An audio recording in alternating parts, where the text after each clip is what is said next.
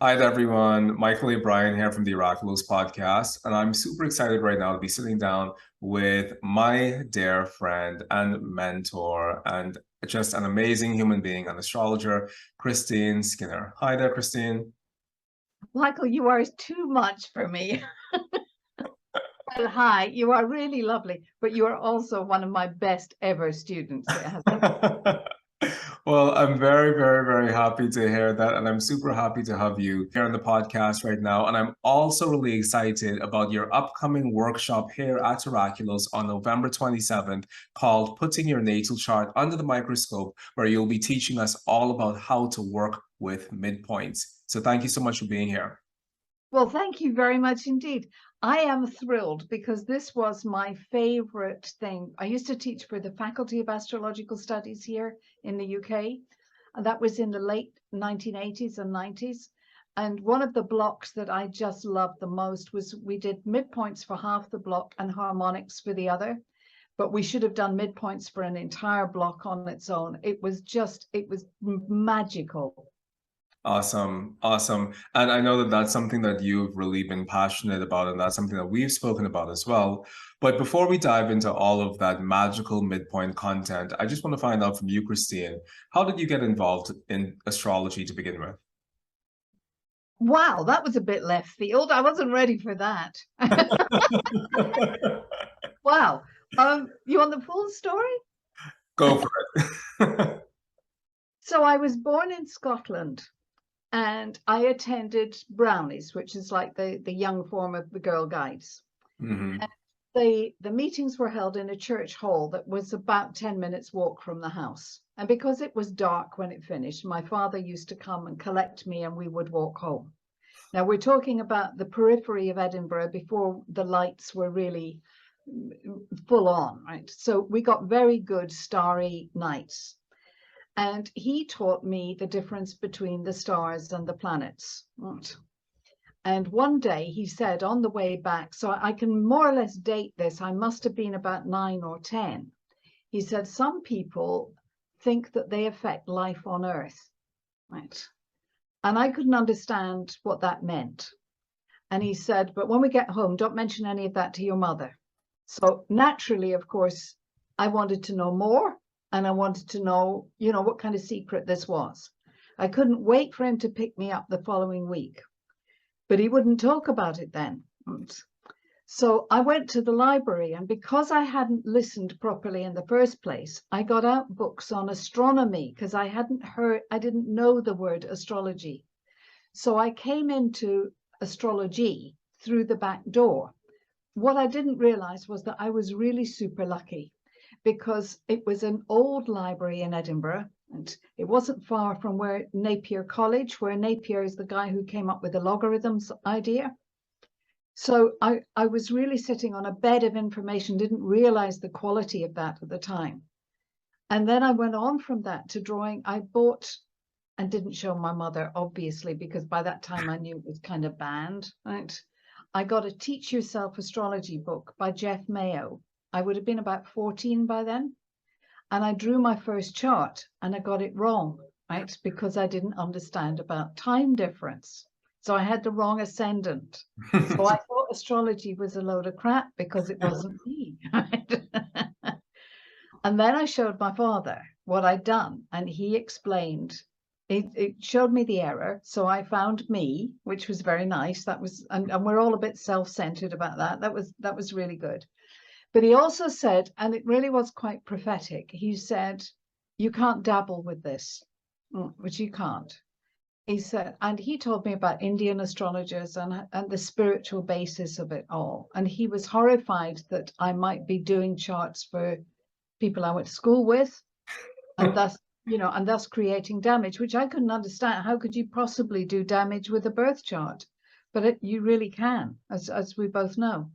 So yes, so that's how I got into it. Oh, and I got suspended from school, right? I should tell you that, because on my quest to try and calculate a proper chart, I went to the maths department to ask them to show me how to do the logarithms. We're talking pre-computers. And oh my God, I mean, it was a banned book. I'd come in with an ephemeris. You can't imagine. So I had to leave the premises for 48 hours. My father, to his great credit, thought it was very funny, and just thought that they were stupendously ignorant, which was great. That was lovely. So that's the beginning. Wow, Christine. And I don't think we've ever had that conversation before, so I'm really happy.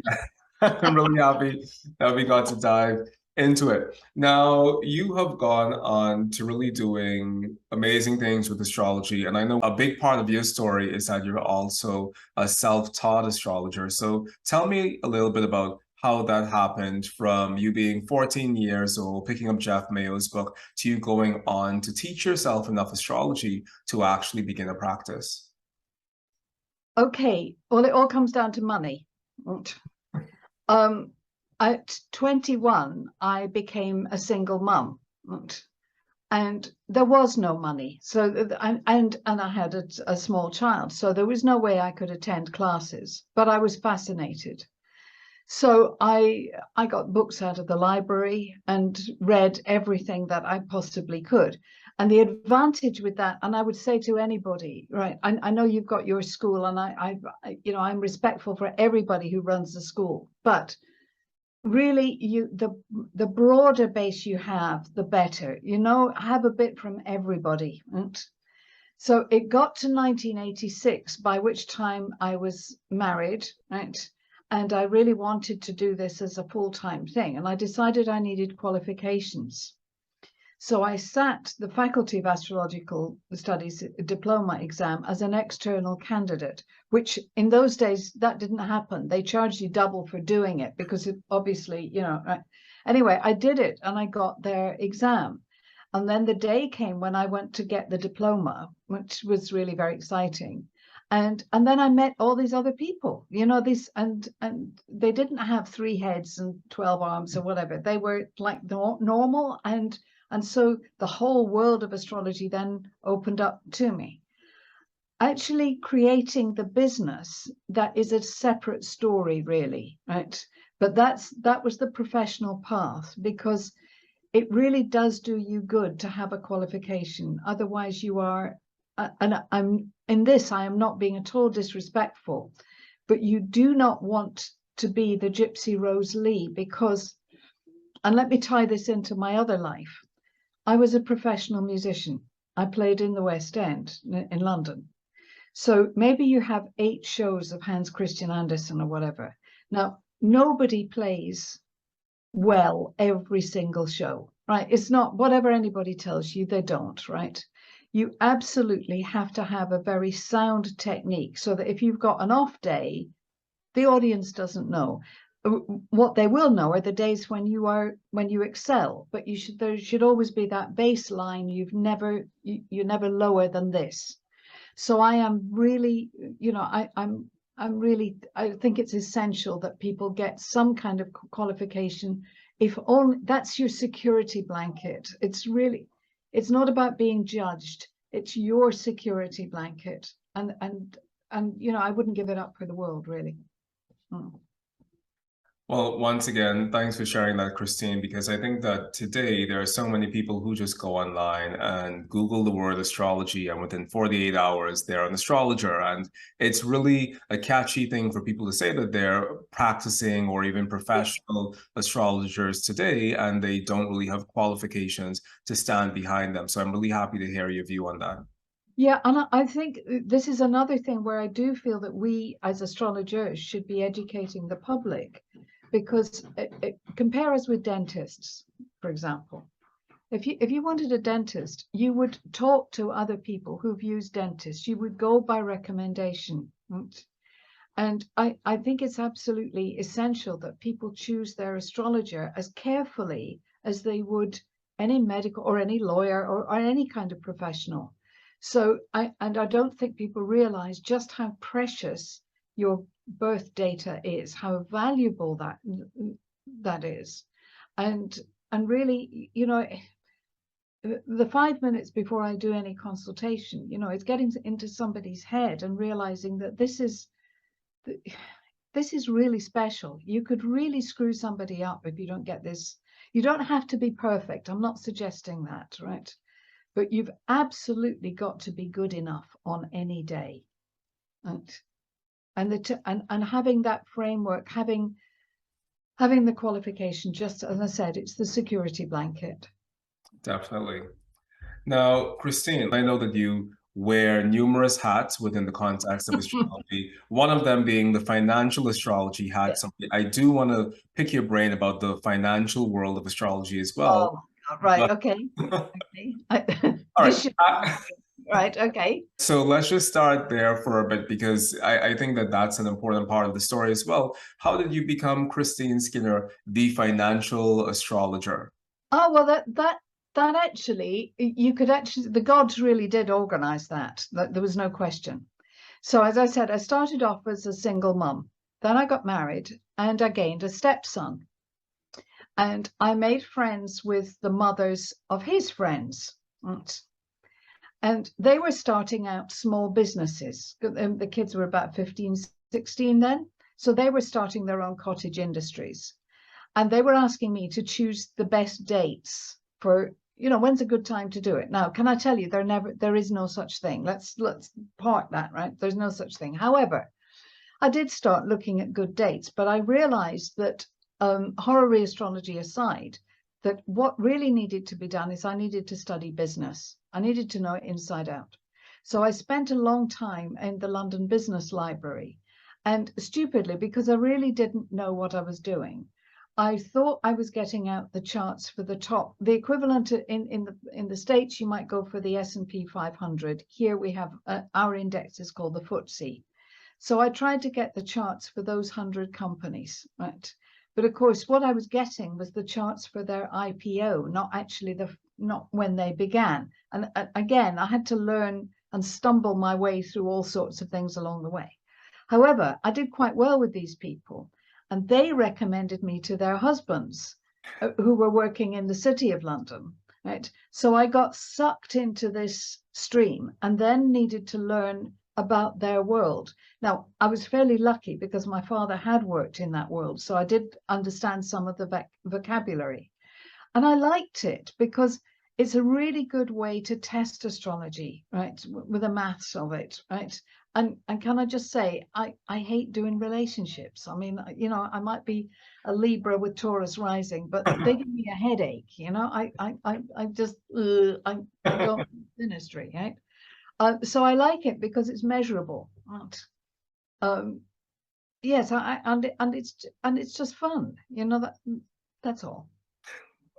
So that's how I got into it. And of course, once you're into it, people give you a name. People assume you know more about it than you do. That's the danger with it. It's the danger. But in my defense, Your Honor, I've now got about 25 years experience of doing it. So I have to assume that I know fractionally more than somebody who just started out. But I may be wrong about that too. Well, Christine, I've said to people on more than one occasion that you, in my mind, are one of the top astrologers in the world because there's something that you do with astrology, Christine, and I think it's really special. And you know what's going on, and you always have a deep understanding of what's going on, and you have a deep understanding of how things fall within the context of time. And so I think that that's amazing because I don't really find a lot of astrologers who have that same sensibility of how the astrology actually applies to everyday life in the same way that you do. And I've always been impressed by it. And so I think that you, as far as aspirations are concerned, I've always aspired to hold the sky in my head in the same way that you hold the sky in your head, because you always know exactly where we are at this moment in astrological history. And you also have an idea of where we're going and what's going to happen next. And so I think that's super special. Well, thank you. Thank you. I have to confess that because I was writing about 2025 today, I had forgotten that we were in 2022. So before you spoke, I thought I better just remind myself of where everything is, right? And something that was really interesting.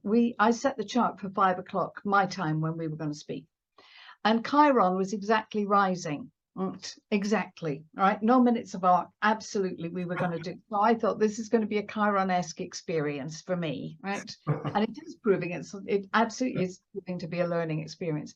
But Chiron today is on the midpoint of Mercury and Jupiter. Right. So many, this is about talking about problems. Right?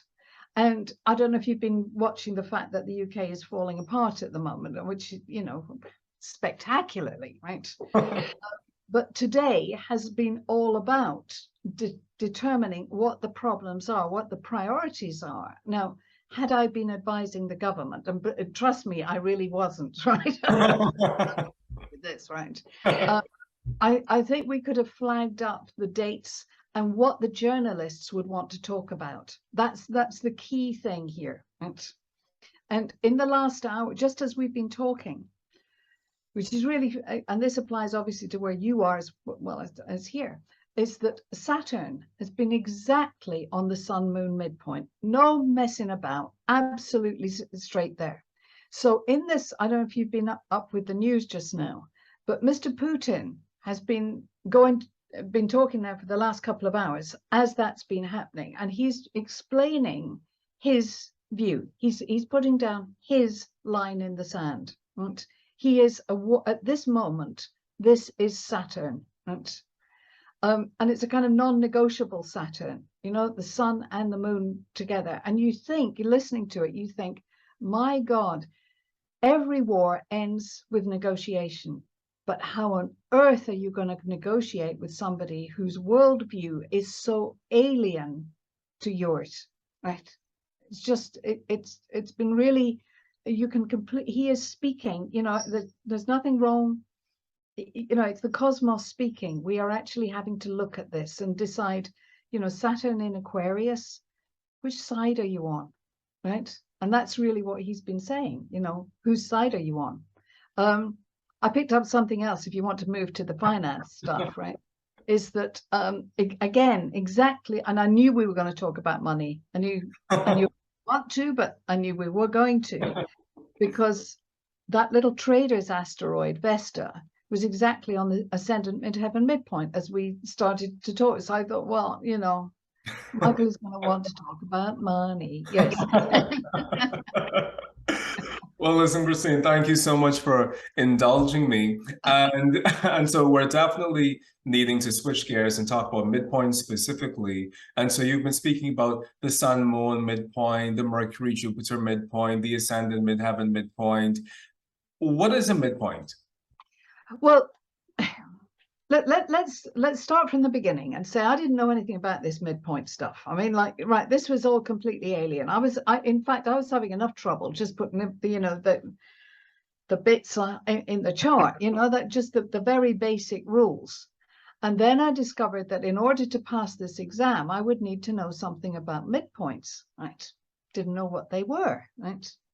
What I did know, and what was inherent in me, was that I didn't like the idea of traditional aspects, right? I find that very difficult, right? And my problem with it is that any two things have a relationship, right? And, traditional aspects are just the easy ones, right? Because it's not difficult to divide a cake up into 8 equal parts, right? But dividing it into 11 would be a bit challenging, right? Or 17 or whatever. So, and I always wanted to know more about the relationship between any two planets. What parts of a circle, when would they come together? And so I was absolutely willing to embrace the idea of midpoints, the idea that one planet is equidistant from two others. And that absolutely makes sense to me, because that planet then is going to speak for the other two, right? And if a transit or a progression or direction goes past any one of those then 3 points, those 3 things are going to speak together. Right? So I love the idea of midpoints. It's not a million miles away from Arabic parts. Right? They're not new. Right? They became new, or became trendy at the beginning of the last century in the First World War with the work done by Witte. Right? But they've been around for a very long time. And I like the idea of uncovering why three things move together as they do. And then, of course, you see it strongly at work, particularly with the ascendant midheaven midpoint, which is like a vocational point. And you discover that somebody who's maybe got Mars there, right, is in fact a walking Mars. They can't help themselves but want to punch somebody, right? Well, depends what quality the Mars is, of course, but you can see how it works, right? And equally, you know, the Sun Moon midpoint says something about how they integrate themselves, where do they feel happiest. So yes, I'm passionate about midpoints. I really am, and particularly with news stories, you know, they're a great way to see how midpoints work. You know, if you don't understand a newspaper headline, it doesn't completely make sense with where the planetary pictures are. You find a midpoint will give you the story, and your astrology will be enriched 1,000 times by using them. When did midpoints come into your life, Christine? I mean, outside of having to do midpoints for this exam, when did they really take on a life of their own for you? Well, almost immediately, because I was a bit astounded when I passed the exam. I would be honest, I was a bit, oh, right, wow, you know, that because it was so hard. You know, that there were, in those days, there were 4 papers that you did, right? The astronomy paper was a nightmare in itself, you know, as you could imagine, astronomy and history. And then there was a techniques paper, and then you've got the actual interpretation paper that they gave you a week to do. You were really submerged in all of this stuff. It was really, really deep, but I found it immediately rewarding. It was just the investigation. It at the start, it seemed like it was going to be an extra layer of work, but it isn't. And let me give you today's example. This is hot off the press. At lunchtime today, my lunchtime, somebody who is 6 hours behind me, right? So your side of the pond, was in touch to say that something financial had gone pear-shaped. Right. Now, I know the history, I know I know what the trends are for him for the next year, but this was a sudden thing that's gone wrong. And he was very depressed about it. Now, I've already flagged up the fact that we're between these 2 naughty eclipses, and kind of anything is, you know, and Mars is going to go retrograde and blah, blah, blah. But today, Mercury was on his Saturn-Neptune midpoint. Now, in anybody's book, Saturn-Neptune is a bit disappointing. It's wonderful if you're a potter or you're into old wines or something. You can always find a good use for it. But for a trader, Mercury going past that Saturn-Neptune thing is a real down. Now then we look to see the speed of Mercury. How soon will it get off, right?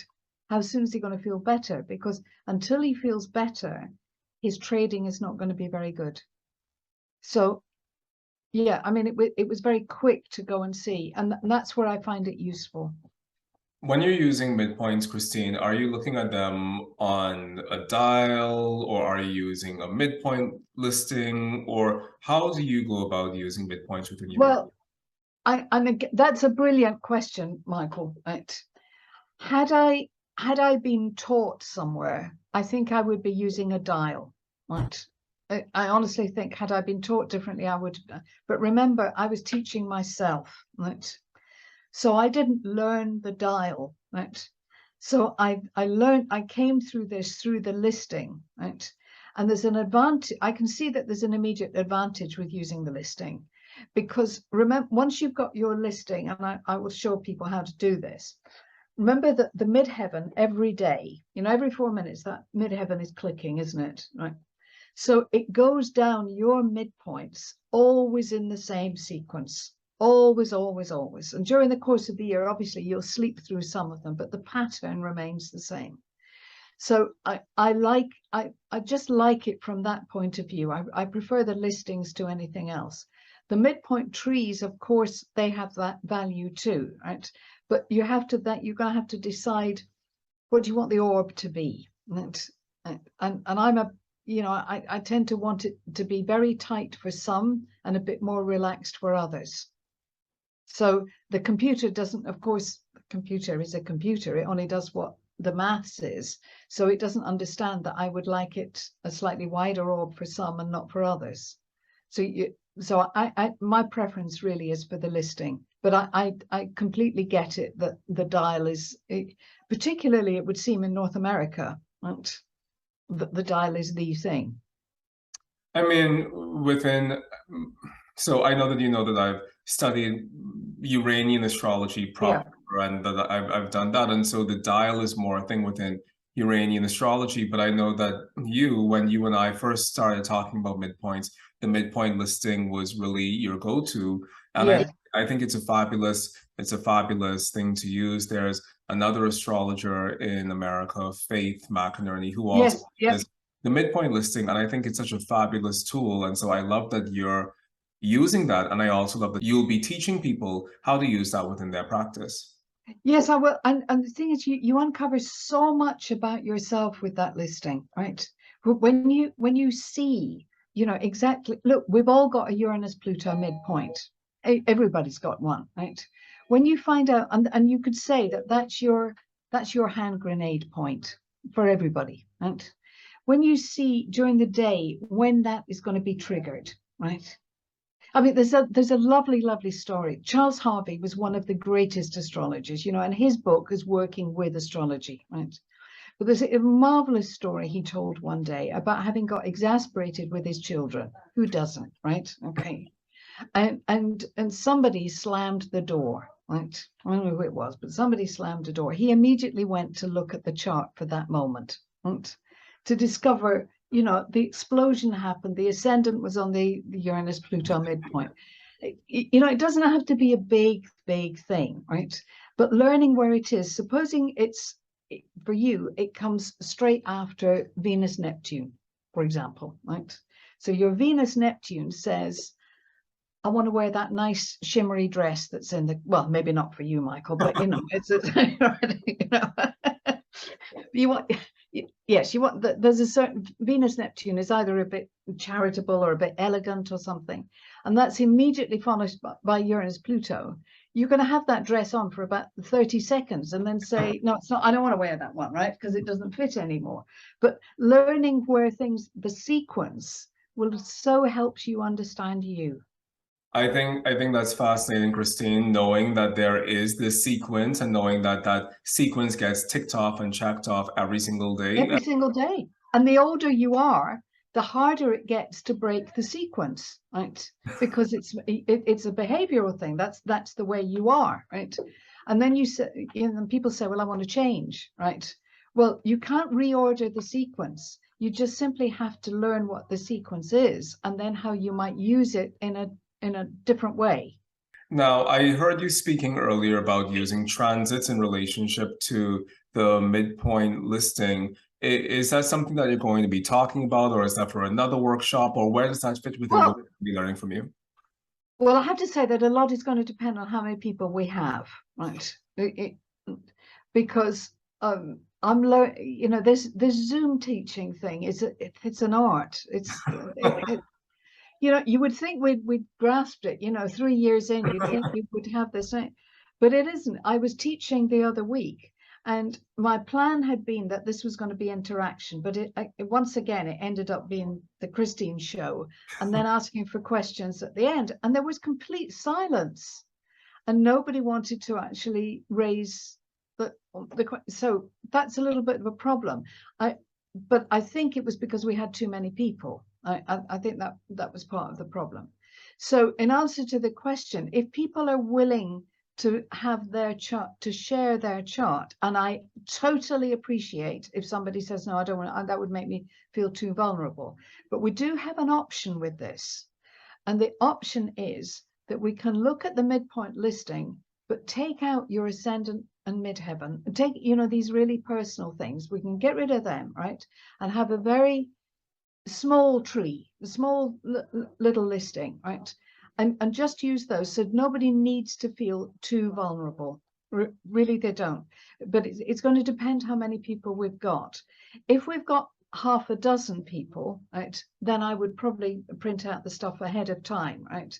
But if we have and I'm hopeful that we'll have many more than that, then what I'll do is I'll do something I can send to people beforehand so they can follow through the story with me. And we'll use the midpoints of the class. We'll study it and we'll see how the conversation goes. We'll live through the astrology. Awesome, Christine.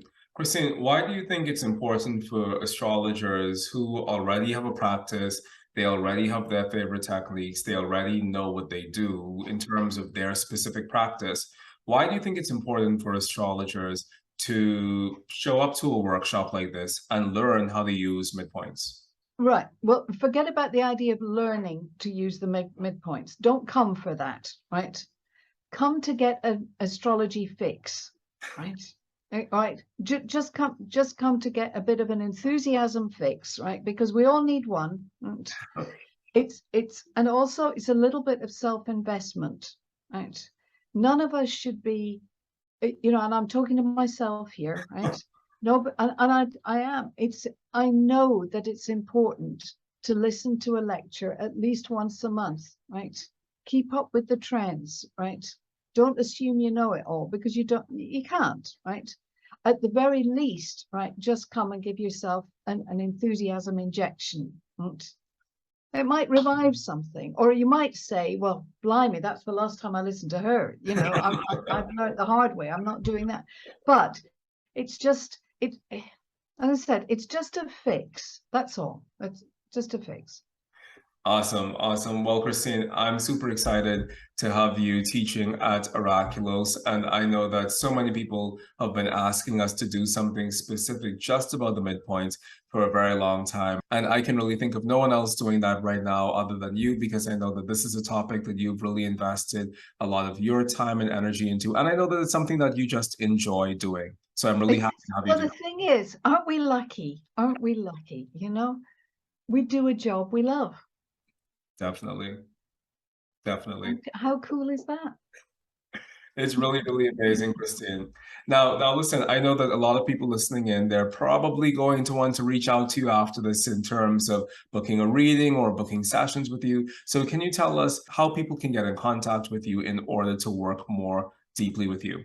Well, I'm going to suggest a very simple email address, which is office, OFFICE, at cityscopes, which is CITY scopes.com. And what will happen then is whatever the inquiry, whether or not it's about teaching or, doing something more sophisticated, whatever, that's something that will be addressed always between 8 and 9 in the morning, our time, right?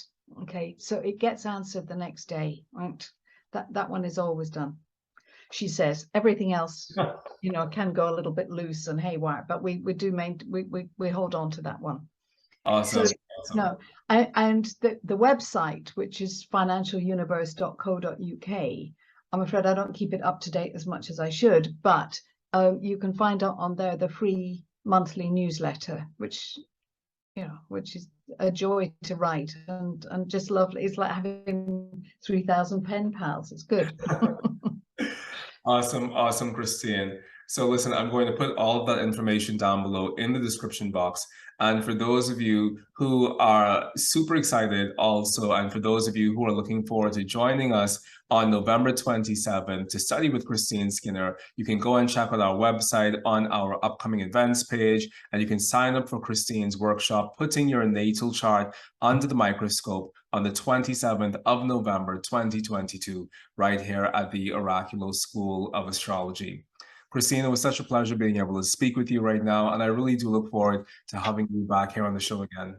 Oh, well, thank you. I'm really looking forward to when we actually meet in person again. Wouldn't that be cool? Wouldn't that be lovely? Right. But thank you very much for asking me to do this. It's a great privilege.